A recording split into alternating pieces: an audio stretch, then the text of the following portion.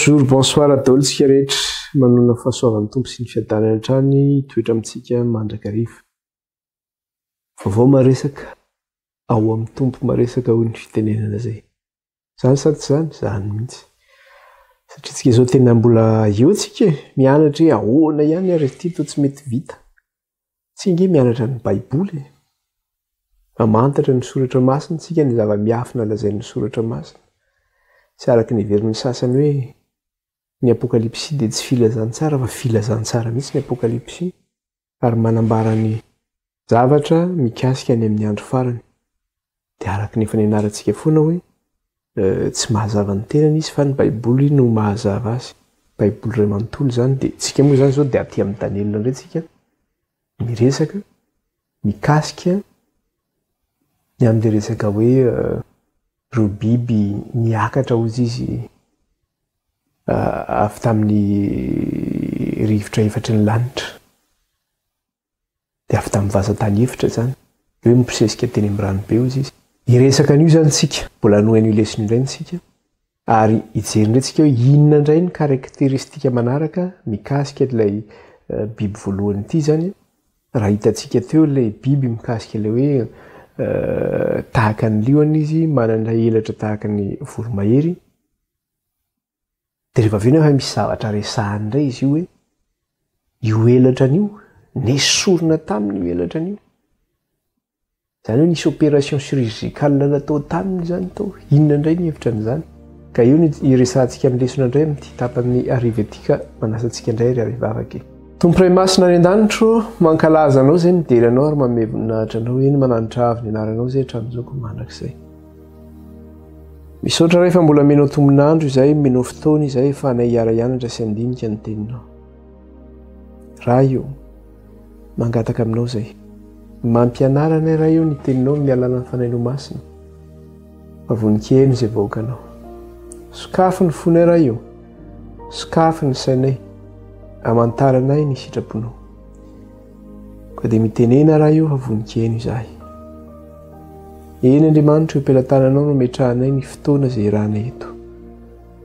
Ka aoka tsisy arombaka izay eo ampelantananao. Ka aoka ny anjelinao hitomy manodidina anay ka hiaro anay. Aoka Andriamanitra hoe ianao hiaro ny fitaovana izay ampiasainay, ny fifandraisana izay iarahanay mifampita eto.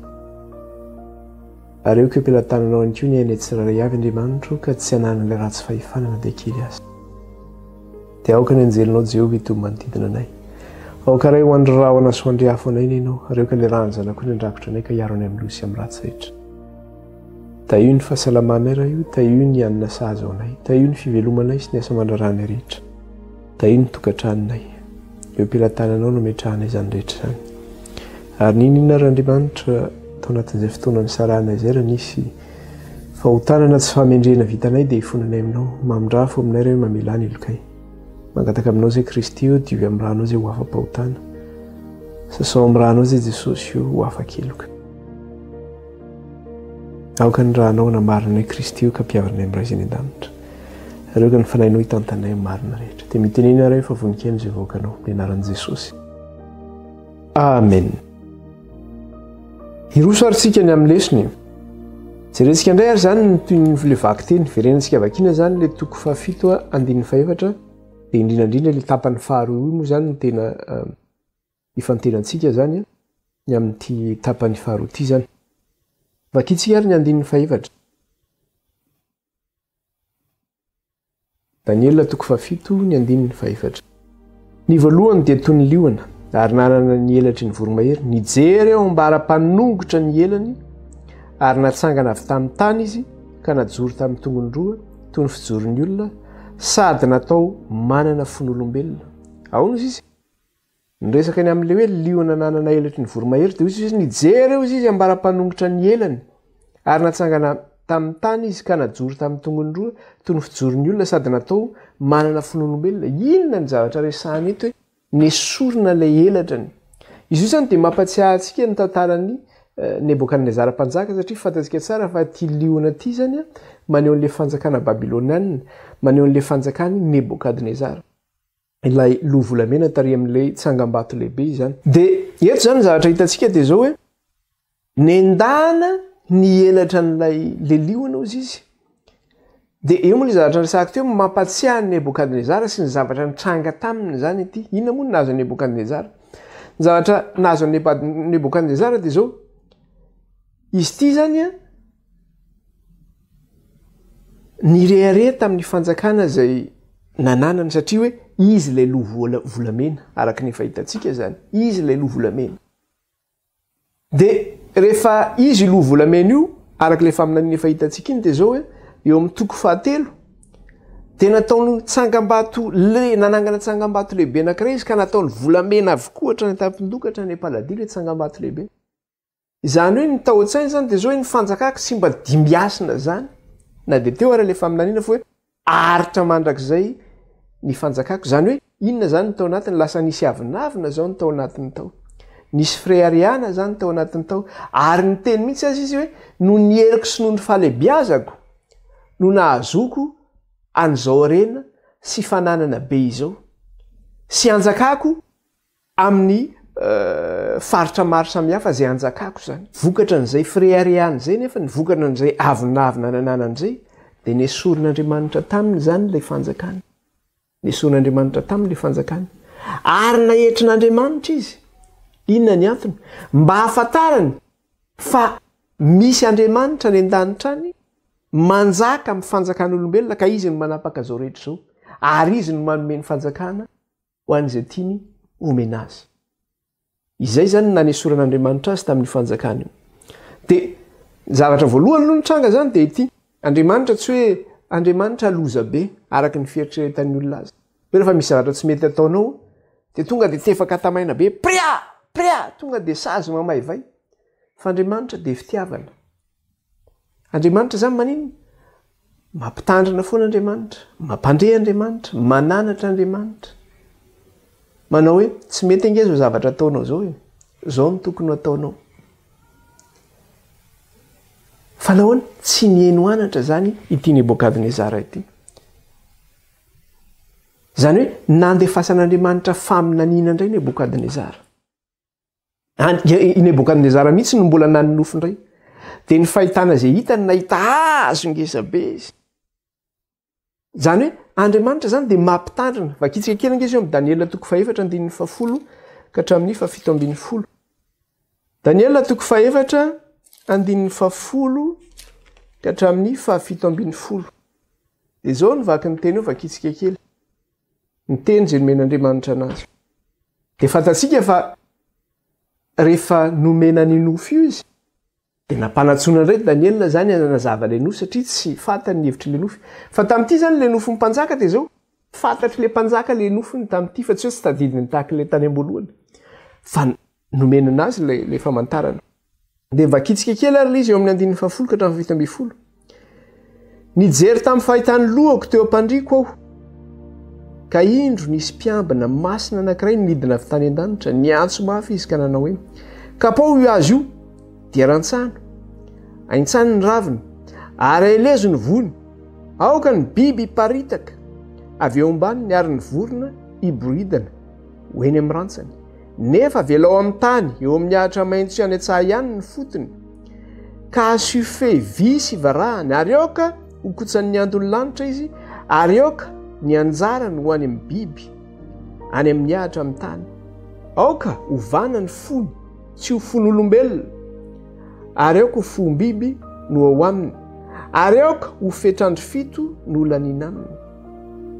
Didin'ny mpiambina izany zavatra izany, eny avy amin'ny tendrindreo masina izany zavatra izany, ahafantarany velona fa ny avy indrindra no manapaka amin'ny fanjakan'ny olona, ka manome izany ho an'izay tiany, ary olona ambany toetra no napahany azy. Izany no nofy izay hitako izao Nebokadnezara, ary ianao kosa ry Beltesazara, zany hoe mantsy an'i Daniela zany io, mila zany ny heviny fa ny olon-keny rehetra amin'ny fanjakako tsy nisy nahay nampafantatra ny hevitra izany, fa ianao no mahay azy, satria misy fanahin'ireo Andriamanitra masina ao anatinao.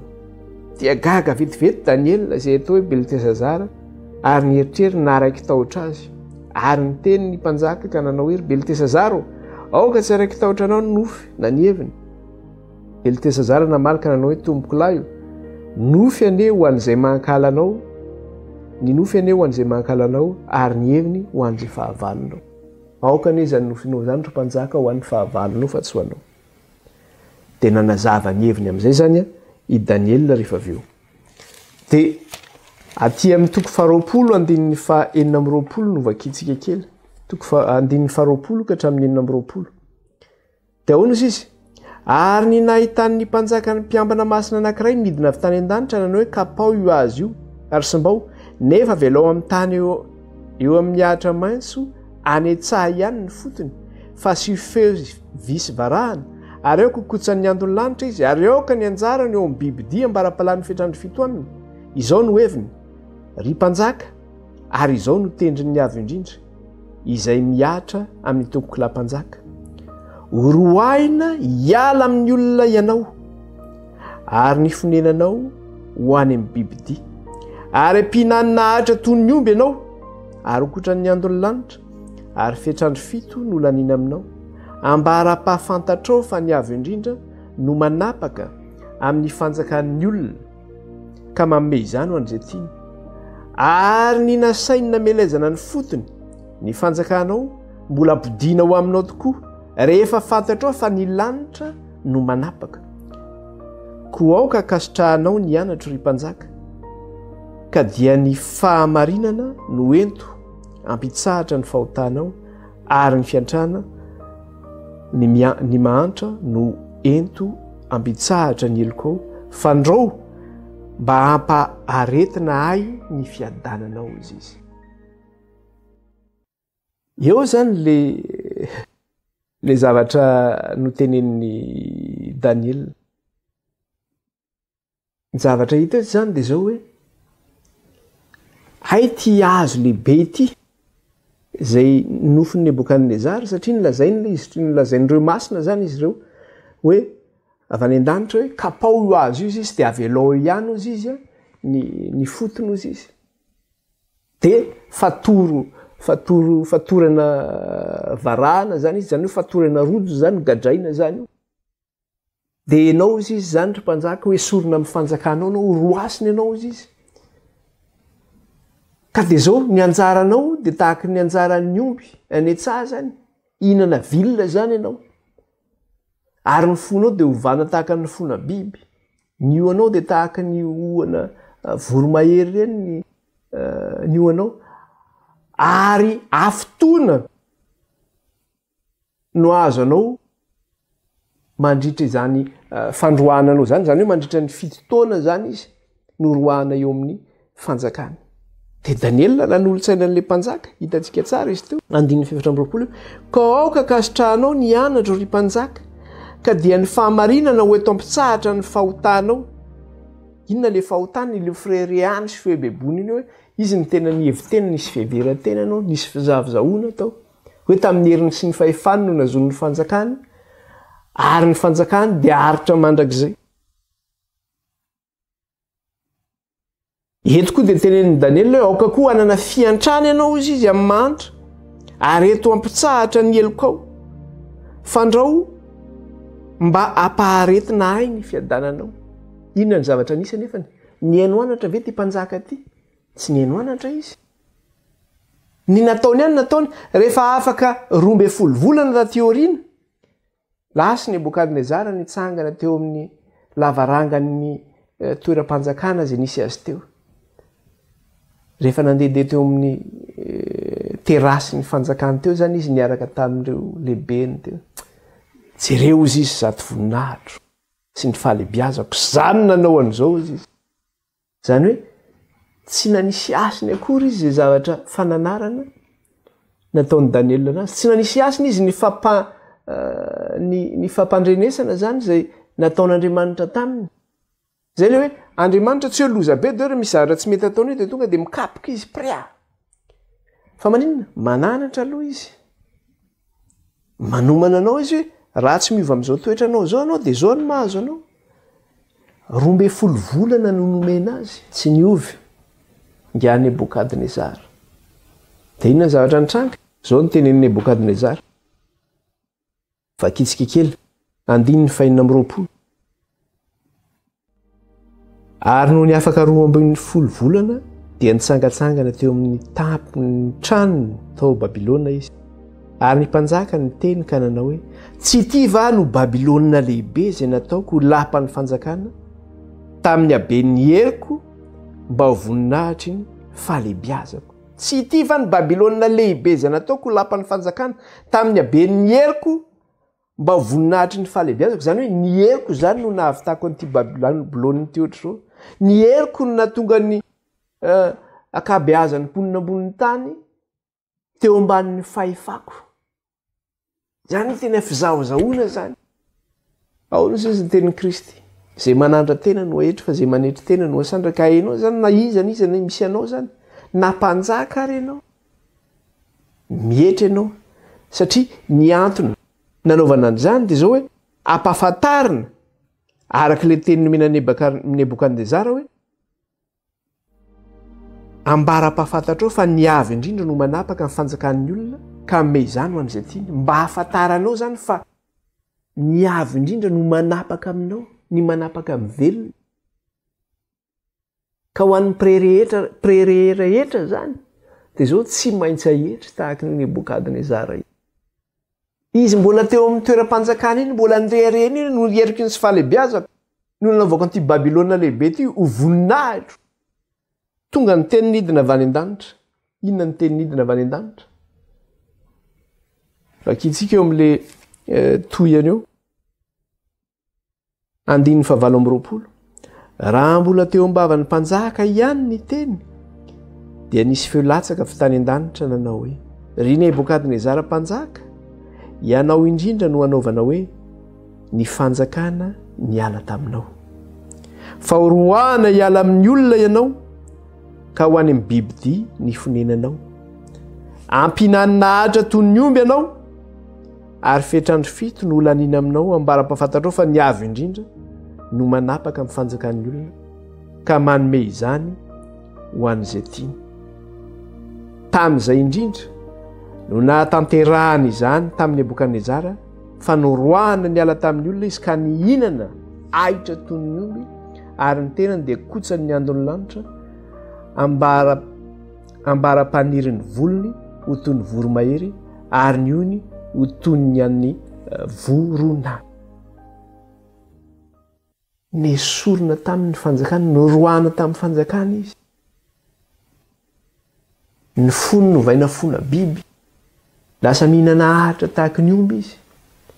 Ny volony lasa ohatran'ny volona vorona, ohatran'ny volona vorona zany. Ny ohana vorona arak'ilay teneniny teo. Mba ambara-panirin'ny volony izy ho toy ny an'ny voromahery ary ny ony ho toy ny any vorona. Dia ny zavatra hitantsika eto, inona moa zavatra hitantsika eto zany dia zao hoe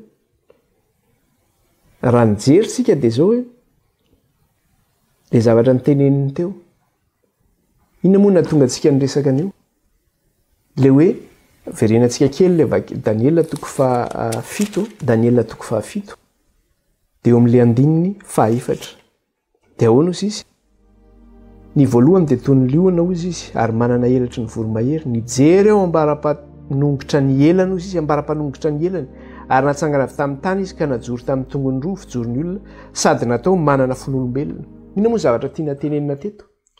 Nesorina taminy zany io le elatra nesorina taminy. Nesorina zany le nieritreritra izy hoe amin'ny fahalehibiazany no avy tany manao zao dia nesorin'Andriamanitra taminy ny fanjakana iny, nyroasina teo amin'ny fanjakana izy. Dia inona le zavatra tiany tenenina le hoe ary natsangana tamin'ny tany izy ka najoro tamin'ny tongony roa ho fijoron'ny olona sady natao manana fon'olombelona. Ny tiana tenena amin'io dia zao hoe olombelona ihany ianao fa tsy Andriamanitra ka aza manao ny tenanao ho Andriamanitra. Zay ny dikan'izay. Amin'ny mahatsika olombelona antsika zany aza mihevy tena fa ny Andriamanitra ny lanitra no manjaka amintsika, manana fahefana amintsika. Ka koa tsy ireharé rehefa manana ny olona mantsy vao mahazo pouvoir kely, vao manana fahefana kely dia mibotsina, mampiatra an'iny amin'izay azony tsindriana rehetrarehetra. Tadidio fa ianao izay manitsaka io mbola eo ambanin'ny fahefan'ny avy indrindra ianao. Izy no manapaka amin'ny velona. Izy no manome antsika izay sahaza ho antsika amin'ny toerana izay misy antsika tsiraray avy. Fa tsy tsika no manendry izany fa isorin'Andriamanitra aminao. andriamanitra kely manome izy ihany koa no manaisitra io araka le oabolana gasy manao hoe ny fiainana de tahaka n'inona kodiara-tsaretsy ozy izy mety ambony ianao mety ambany de zay mihitsy le izy fa tsy hoe rehefa ambony ianao de mirery hafa mienjery ery ianao de ahoana ary tena heritrin'andriamanitra ianao de zay mahatonga hoe ome voninahitra le narylanitra sy ny tany zay rehetra eo aminy miankofy eo anatrehany izy ny atahory izy no ome voninahitra izy no isoriny amin'ny zavatra rehetra zay anananao raha manam-pahaizana ianao de tadio fa andriamanitra no nanome hery anao nanome anao n'izay fahalalana zay misy olona miteny hoe manao hoe ny vokatry ny fahalalako sy ny fahendreko no navitahako an'izao zavatra ro esorin'andriamanitra aminao hoe fahasalamana io de aizany misy anao rehefa aveo atao ve paralysé ianao zany de mipetraka eo ambony fauteuil roulant tsy mihetsika tsy ny vavanao sisy afaka manao an'izao zao zany tsy mihetsika eo anao na manam-pahendrena tahaka n'inona renao inona ny vitanao zay le izy me voninahitra le mpanjaka ny lanitra izy no mamery anao izy no manome fahendrenao anao de nesorina tamin'ny Nebokadnezara zany satria io fanjakana io satria io no ny reariany io no ny zazaony fa zao kosa nefany rehefa afaka le fitotoana de naverina tamin'le fanjakana satria tonga saina zany izy ary nanaiky nanao hoe ny andriamanitry ny lanitra no manjaka amin'ny velona de jereo tsara fa zao nge zavatra teneniny ato raha mijery kely sika verina antsika kely le Daniela 4 teo de ao nozy izy ny zavatra resahany teo de zao ny teneniny ato amin'ilay andininy 7:30 vakitsika ny andininy 7:30 de ozy izy tamin'izay dia nody tamiko ny saika ary nody tamiko koa ny falebiazako sy ny voninahitro ho tabian'ny fanjakako ary ny mpanolotsaiko sy ny andrian-daiko ny kiatsakay ka nampitoerina teo amin'ny fanjakako aho sady nanampy ho ahy ny falebiazana malaza koa amin'izany izao Nebokadnezara midera sy mananatra ary makalaza ny mpanjakany lanitra marina avokoa ny asany rehetra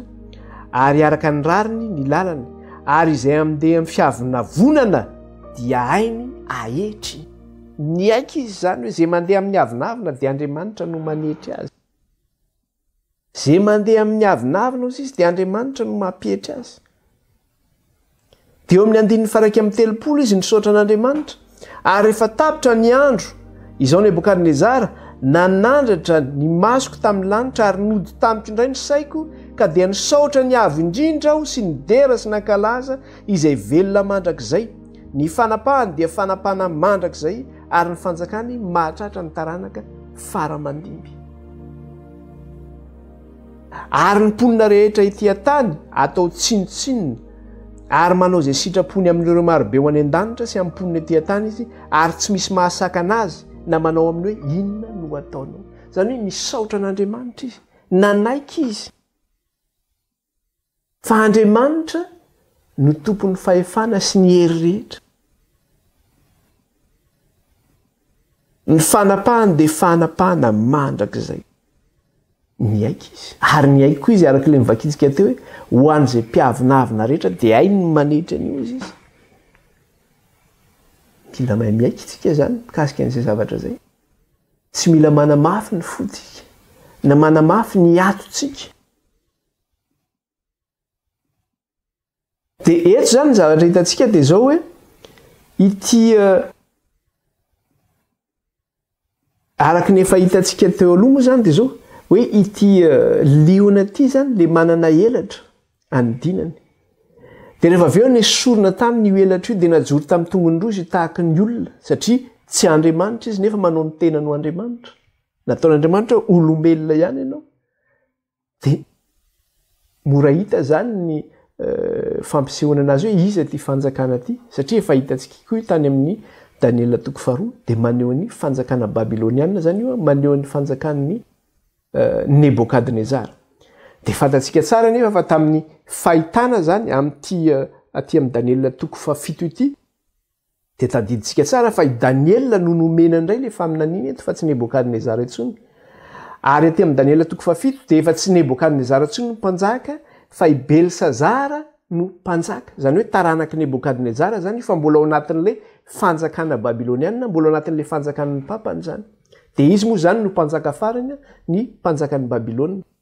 De eto moa ny zavatra hitantsika zany satria amin'ny mampanjaka farany azy amin'ny Belsazara tamin'ny 553 avant Jésus-Christ, izy ny mpanjakan'ny Babilôna farany. De amin'ny mafarany azy de eo zany no misy indray le transition hoe nifindra indray le fanjakana makany amin'le fanjakana volafotsy izany. Satria iza moa no namono an'ity mpanjaka Belsazara ity, fa ny mpanjakan'ny Persa zany no namono anazy ity, ny mpanjakan'ny Medo-Persa. De tsy iza moa zany fa Kirosy, izy no namono an'ity mpanjaka ity zany. De ijery an'le fanjakana manaraka indray zany tsika. Iza le fanjakana manaraka? Maneho an'ilay bera indray zany no jerentsika eto. Ary manino raha vao miresaka moa zany tsika hoe bibidia, de inona ny hevitra zay? Fanjakana zany no resahana zay, miresaka empire zany zay. Raha vao bibidia fotsiny zany resahana de empire no resahana. Fa raha vao mitendroka tandroka zany ianao de fanjakana na mpanjaka no resahana. Raha vao miresaka zany ianao hoe bibidia de empire no resahana, zany hoe empire araka ny fandresahantsika eo, ny empire zany misy fanjakana maro eo amban'ny fahefana zany. Fa raha vao miresaka tsika hoe tanjoka de mpanjaka na fanjakana zany resahan'le zavatra zay. De jerentsika indray ara zany le manaraka indray le biby faharoa zany iresaka tsika zany ilay bera izany. Daniel toko fahafito ny andininy fahadimy. Daniel toko fahafito de ny andininy fahadimy. Rehefa hitantsika de vakina amin'ny anaran'i Jesosy. Ary indro koa ny faharoa biby hafa tahaka ny bera izay nampisondrotra ny ila-tenany sady nisy taolatehezana teo am-bavany anelanelan'ny nifiny, ary toy izao ny voalaza taminy: mitsangana omana nofobe. Mitsangana omana nofobe. Le biby faharoa izy de zao tahaka ny bera ozy izy le biby faharoa. Inona moa le bera fa orsa zany. Tahaka ny bera ozy izy ilay biby faharoa.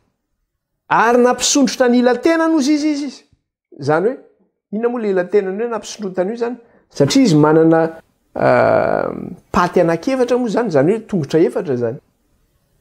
De nampisondrotra ny ila-tenany izy, zany hoe ny anteny, zany hoe ny aloha iny zany, tanany aloha, le tanany anankiroa aloha iny zany, de amin'ny ilany ihany izy no miantena zany, de ny ilany miakatra ohatr'izao zany, ohatran'izao ahitantsika azy zao.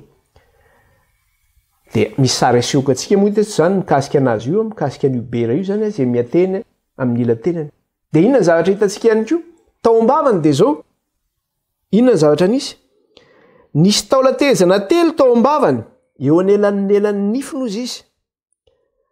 Ary toy izao ny voalaza taminy: mitsangana omana nofobe. Zany hoe nisy taolatehezana zany eo am-bavany eo, izy miantena amin'ny ila-tenany zany miantena. Inona indray ny hevitra n'izany zavatra izany zany. Amin'ity fanjakana faharoa ity zany de maninona no bera no resahana eto?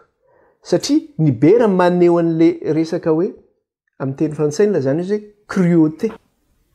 Tsy haiko ny mandika anazy io amin'ny teny gasy hoe ohatrany hoe ahoana reny fandikanana zany, tsy haiko mandika azy amin'ny teny gasy hoe zavatra ohatrany.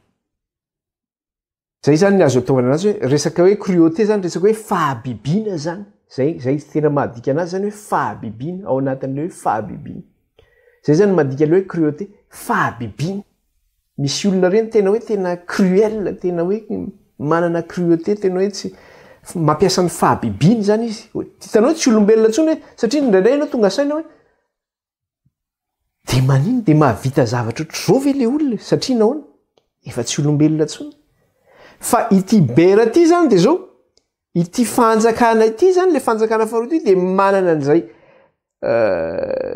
zay toetra zay, zay toetra cruel zay, zay toetra fahabibiana zay, tahaka ny bera zany. De jerentsika kely nge izy raha mijeritsika any amin'ny Samuel any amin'ny Samuel faharoa ihany, inona ny zavatra teneniny mikasika ny bera? Jereo tsara ny zavatra teneniny mikasika ny bera any amin'ny Samuel faharoa ihany, toko 7 raha mijery kely tsika zany. Samuela faharoa toko fafito ambin'ny folo. Samuela faharoa toko fafito ambin'ny folo dia ny andininy fahavalo. Samuela faharoa toko fafito ambin'ny folo dia ny andininy fahavalo dia ahoana izy? Ary kosa Osay, ianao mahalala ny rainao sy ny olony, fa olona mahery izy sady masika tahaka ny bera verianaka any an-tsaha, ary lehilahy mpiady rainao ka tsy miara mitoetra amin'ny vahoaka raha alina. Eto izy miteny, ary koa Osay, ianao mahalala ny rainao izy sy ny olony, fa olona mahery izy sady masika ozy izy. Amin'ny teny frantsay olona zany anazy le masika io zany le hoe cruel ozy izy. Fa olona mahery izy sady masika ozy izy. Araka le teneniny teo zany, tahaka ny bera verianaka eny an-tsaha. Raha mba mijery ihany misy émission reny amin'ny télé jereko zany rehefa mijery ohatra hoe documentaire zany na émission mikasika an'ireny any amin'le resaka hoe nature ny ty ampitan-ranomasina moa zany amin'ireny pays nordique reny zany. Ohatra hoe any Alaska na ataontsika ohatra hoe any Canada zany. Dia any mantsy feno bera reny toerana reny zany, feno orsa reny toerana reny. Dia iny orsa iny zany rehefa mandeha izy dia miaraka amin'ny zanany kely mandeha reny izy. Fa iny zanany iny zany rehefa tsy hitany iny dia mitady an'iny izy. Ka raha ohatra misy ataontsika ohatra hoe misy olona ohatra hoe nahita le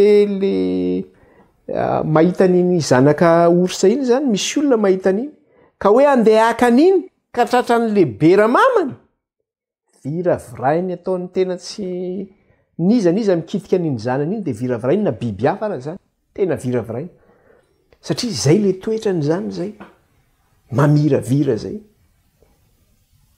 Izy tsy zany mahabiby anazy koa moa raha teo izy tsy saina biby moa zany. Dia manana an'izay toetra cruel zay zany na hoe masika zay zany ity bera ity izany. Dia marihana zany fa araka ny hitantsika teo dia zao hoe izy ity zany mifandray amin'ilay tratra volamena zany eo amin'le tsangam-bato izay hitantsika tary amin'ny toko faharoa. Ka izy moa le tsangam-bato amin'ny toko faharoa fa maneho ny fanjakana Mediana sy ny Persiana izany. Dia ity bera ity zany maneho an'le fanjakana Mediana sy ny Persiana ary manana an'izay caractère cruel zay zany izy ity. Manana an'izay toetra masika zay zany izy ity. Inona ary ny hevitra an'le hoe izy mitanila ity araka le voalaza teo, raha iverenantsika kely le vaky-teny aty amin'le Daniel toko fahafito. Ao nozy izy. Ary indro koa ny faharoa biby hafa tahaka ny bera izay nampisondrotra ny ila-tenany. Nampisondrotra ny ila-tenany izy zany hoe mpisondrotra ny ila-tenany tahaka an'izao zany. Inona ny hevitra an'le hoe io bera io mampisondrotra ny ila-tenany zany? Satria misy heviny io, misy symbolika io zany, tsy hoe apetrapetraka fahatany fa misy fanazavana zany manazava anazy io satria codé zany ty sary aseho ity. Dia izy mampisondrotra ny ila-tenany io nefany mampiseho an'le identitény io hoe iza ity bera ity. Dia mampiseho an'le hoe Mediana sy Persiana anazy. Maneho an'le identitény hoe Mediana sy Persiana anazy. Misy mantsy ny olona milaza manao hoe io fanjakana io izy na mety ho Mediana izy io na mety ho Persiana. Fa tsy izy io zany tsy hoe mety ho Mediana na mety ho Persiana fa Mediana sy Persiana zany io fanjakana io. Ka izy le mitanila io zany maneho an'le mahafanjakany Mediana sy ny Persiana azy. Dia inona ny hevitra an'izay mahatonga an'izay? Dia zao hoe lafiny anankiray dia zao, raha mitanila izy zany ny anankiray lava zany mitanina amin'ny tany, dia ny anankiray miakatra fohy zany ohatran'izao poziko zao zany araka le sary nasehoko antsika teo. Dia zao hoe ny lava, ny ilany zany lava, ny ilany fohy. Inona ny hevitra an'izay? Izany hoe ity fanjakana ny Mediana sy ny Persiana ity zany dia zao hoe misy ilany matanjaka zany izy ity par rapport amin'le anankiray. Zany hoe ny anankiray zany manana fahefana ambony no le anankiray. Izy amin'ireo izy am'le médiane sy ny persiane zany no ambony izy no ambony ny médiane sa ny persiane fa zany hoe ny anankiray amin'izy ireo zany eo amban'ny fahefan'ny anankiray de any amin'ny toko fahavalo amin'ny Daniel izy no tena manazava an'izy io inona zavatra hitantsika any amin'ny Daniel toko fahavalo zavatra hitantsika any amin'ny Daniel toko fahavalo de zao ity fanjakan'ny médiane sy ny persiane lazaina aty amin'ny Daniel toko faharoa amin'ny alalan'ilay tratra volafotsy satria amin'ny Daniel toko fahafito amin'ny alalan'le bera izay mitanila de any amin'ny Daniel toko fahavalo izy aseho amin'ny alalan'ilay osy manana tandroka anankiroa aseho amin'ny alalan'le osy manana tandroka anankiroa de ity osy manana tandroka anankiroa ity fa nefa de zao manana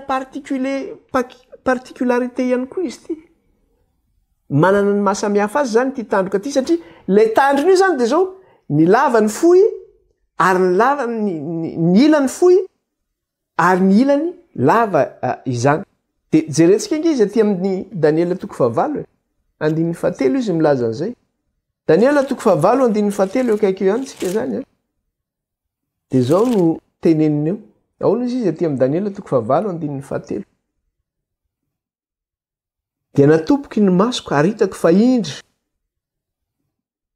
ondry laly izy azafady fa tsy hoe tsiosy lahy azafady dia natompoky ny masoko ka hitako fa indro nisy ondry lahy iray nitsangana teo amorony ony izay nanana tandroka roa lava ireo tandroka roa ireo ary ny anankiray lava noho ny anankiray nefa ilay lavalava kokoa niposaka taorina ozy izy nanana tandroka roa izy lay ondry lahy de zao lava ozy izy ireo tandrony reo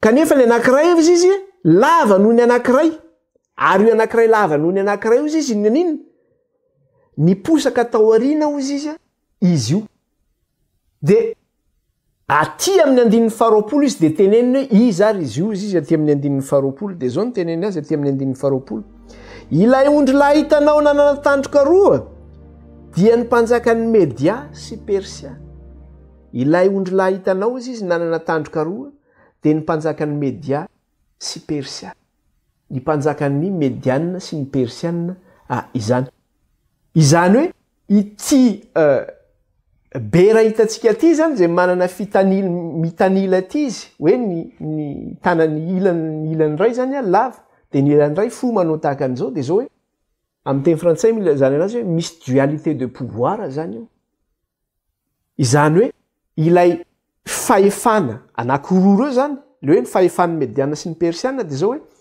ny anankiray eo ambanin'ny fahefan'ny anankiray izy zany no mitondra an'le Mediane sy ny Persiane de ho hitantsika moa fandehan'izay nivon'le tantara zany hoe anankiray zany matanjaka noho le anankiray de ahoana ozy izy ny tantara mikasika anazy io tany amin'ny taona 650 avant Jésus-Christ tamin'ny taona 650 avant Jésus-Christ de zao ny fanjakan'ny Persiane de teo ambanin'ny fahefan'ny Mediane tamin'ny 650 avant Jésus-Christ zay ny fanjakan'ny Persiane de teo ambanin'ny fahefan'ny Mediane izany hoe état dans l'état zany io zany hoe ohatrany hoe raha raisitsika fotsiny ohatra hoe ty Frantsa zany ohatrany raisitsika ohatrany hoe ty Frantsa hoe ny fanjakana frantsay ty firenena ty ny saritany frantsay de hoe ty la France nefa ny zavatra misy anankiray de zao ao anatin'io fanjakana frantsay misy royauté anankiray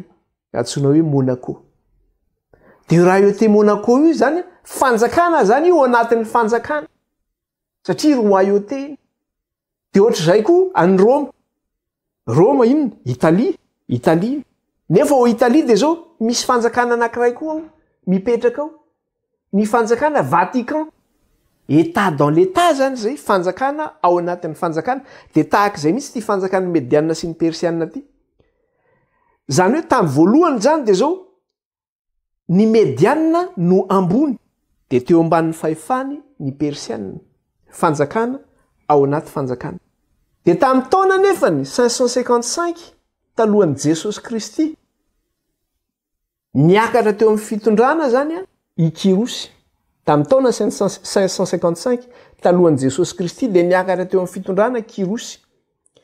Ity Kirosy ity nefa dia zao rehefa niakatra teo amin'ny fitondrana izy satria zanaky ny mpanjaka Persa zany izy ity, ary ny mamany dia taranaky ny mpanjaka any Medianina ihany koa nefa ny mamany, zany hoe sady manana raha Persa zany izy ity no manana raha Meda zany izy ity. Dia izy ity nefany a tamin'ny taona 555 talohan'i Jesosy Kristy dia niakatra teo amin'ny fitondrana any Persa zany. Ny zavatra nisy rehefa tonga teo amin'ny fitondrana izy niaraka amin'ny fanampian'ireo andrinan'ny Persa dia lasa nivadika ny rasa, lasa ny Persa indray no naninona no lasa ny domineany Medianina rehefa tonga teo amin'ny fitondrana izy. Tamin'ny voalohany zany no Medianina no nanjaka dia ny Persa ny teo ambany fahefan'ny Medianina, fa rehefa tonga teo amin'ny fitondrana kosa Kirosy dia lasa ny Persa indrainy no ambony ary lasa ny Medianina indrainy teo ambanin'ny fanjakana Persa izany. Dia eto zany nanomboka teto dia ny Persa no nanjaka zany tamin'ny fanjakan'ny Medianina sy ny Persianina. Inona ary ny zavatra misy araka ny tantara tamin'ny 547 azafady talohan'i Jesosy Kristy dia zao lasa am'izay Kirosy nanao conquête zany, lasa izy nanao fanjanahantany zany izy. Dia rehefa nanao fanjanahana izy tamin'ny 547 zany ny samparean'ny Medi iray manontolo izy dia nahazo any Lydia izy vao nahazo any Medi azafady tamin'ny 547 zany i Kirosy vao nahazo ny fanjakan'ny Medianina sy ny Persianina iny dia lasa izy naninona nakany Lydia izy, lasany koa ny fanjakan'ny Lydia. Dia rehefa avy eo nihitatra ny fanjakana io hatrany amin'ny ranomasina antsoina hoe Mer Égée zany mifindra tany. Dia tamin'ny taona 539 talohan'i Jesosy Kristy izy dia zao lasany ihany koa Babilôna, nandresan'ny Babilôna izy. Dia fantatsika fa iza moa no mpanjaka faran'ny Babilôna fa le mpanjaka Beltesazara. Dia tamin'ny taona 539 zany no lasany izy no lasany Kirosy Babilôna izany. Dia tanteraka lefa aminanina mikasika zany any hoe ilay ahoana moa filazana azy le hoe conquête-n'ity fanjakana Medianina sy ny Persianina ity zany. Jereo tsara ty amin'ny Daniela 7 izy miresaka amin'izay zao. Daniela 7:4 zao ny teneniny eo Daniela 7:4 ny anaran'i Jesosy. Nahoana izy izy? Hitako ny ondrolahy nanoto miakandrefana sy mianavaratra ary mianatsiny, ary tsy nisy biby mahajanona teo ny lohany, ary tsy nisy naharombaka izay mby teny tanany. Jereo tsara nge zany bera zany, zany biby bera zany na orsa zany, misy zavatra eny tanany dia zao alaina iny vonony iny ino tsy matahotra. Izy zany tena tsy matahotra mihitsy izy fa cruel izy. Dia hitako izy ilay ondrolahy nanoto ny akandrefana sy ny anavaratra ary ny anatsimo, ary tsy nisy biby najanona teo alohany, ary tsy naharomoka izay mbiny tanany, fa nanao araka izay sitrapony izy ka tonga inona tonga lehibe. Nanao araka izay sitrapony izy ka tonga lehibe zany izy vokatra n'izay zavatra nataony zay. Dia inona moa le araka le teneniny teo hoe tonga lehibe satria nihitatra zany le fanjakana. Rehefa azo le fanjakan'ny Media dia nihitatra nakany Lydia izy ka hatrany amin'ny ranomasin'ny Mer Égée zany, nihitatra be ny fanjakana zany. Dia eo ihany koa anatin'io vaky teny io dia hita hoe avaiza moa ny niaviany araka le vaky teny hitantsika teo. Satria eo amin'le 14 izy dia miteny hoe hitako ny ondrolahy izy nanoto ny akandrefana sy ny anavaratra ary ny anatsimo. Nanoto ny akandrefana, ny anavaratra ary azafady nanoto ny akandrefana, ny anavaratra ary ny anatsimo zany. Avaiza zany ny toerana misy azy? Avy any Antsinanana zany ny misy azy raha izany. Fantatra zany hoe avaiza nefa misy an'izany fanjakan'ny Medianina sy ny Persianina zany. Avy any Antsinanana inginy misy an'izany. Avy any Antsinanana misy an'izany dia manambara le toerana hiaviany ihany koa zany le izy.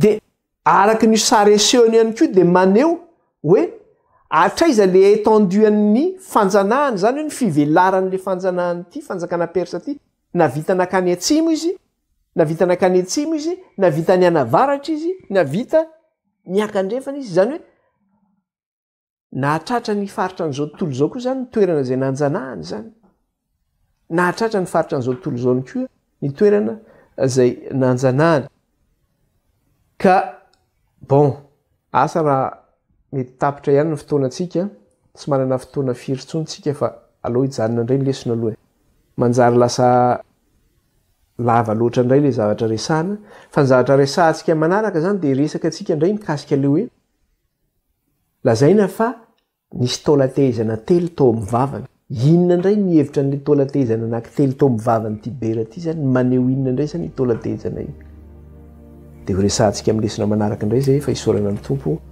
ny zavatra rehetra izany vavaka sika reo Jehovah Andriamanitra raha io mankalaza anao zay midery anao ary manome voninahitra anao misaotra raha io fa noho ny fahasoavanao dia afaka nianatra sy nandinika ny teninao zay tamin'ny teny ity mikasika amin'izay fanjakan'ny mediana sy ny persiana zay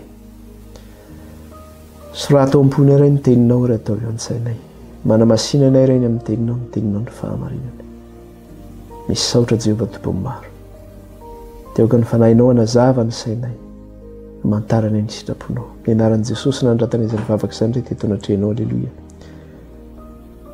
amen dia mirary soantsika rehetra tain'Andriamanitra daholy manao velomantsika amin'ny manaraka indray baibay daholy